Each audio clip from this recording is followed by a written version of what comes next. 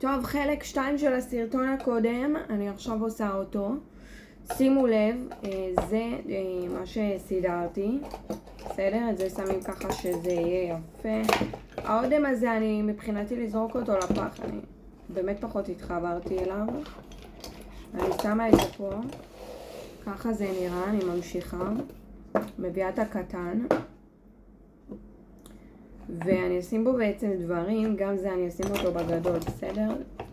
תתעלמו רגע. יאללה, איזה מקום. סבבה. יאללה, אני מתחילה לשים את הדברים האלה. זה פחות שימושי גם, אני שמה אותו כזה מאחורה, אתם יודעים. זה גם לא כזה שימושי.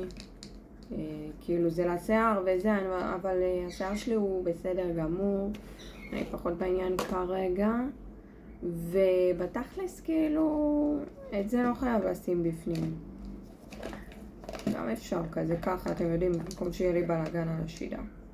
עכשיו אני אראה לכם איך זה נראה. אפצ'י של החיים היה לי עכשיו. שימו לב איך זה נראה. יש לי עוד אפצ'י. מכל האבק שלהם. זה אנשים.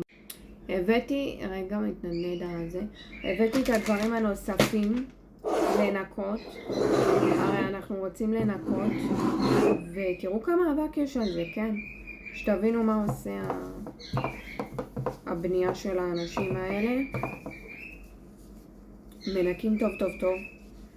חברות וחברים, תקשיבו, אני אסביר גם למה זה טוב לנקות את הדברים. אני אישית לא היה לי זמן לנקות, אז קצת לא ניקיתי. גם זה כאילו ספציפית דברים שאני פחות משתמשת בהם.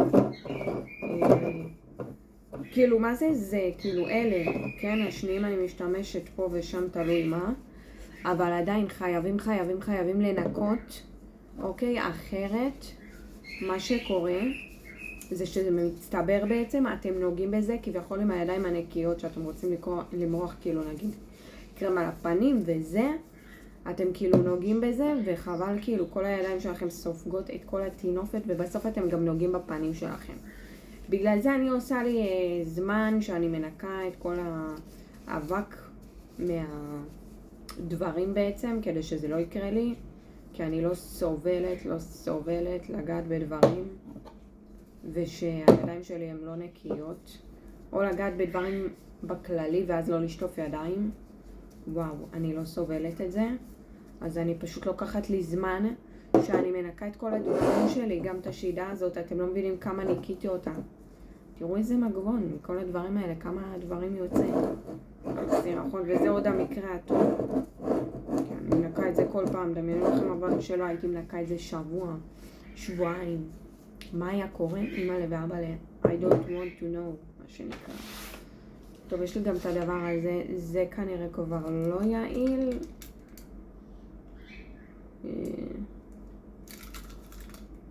ריח טוב, אבל זה לא יעיל כנראה כבר, כי זה פתוח. מה יש לי פה?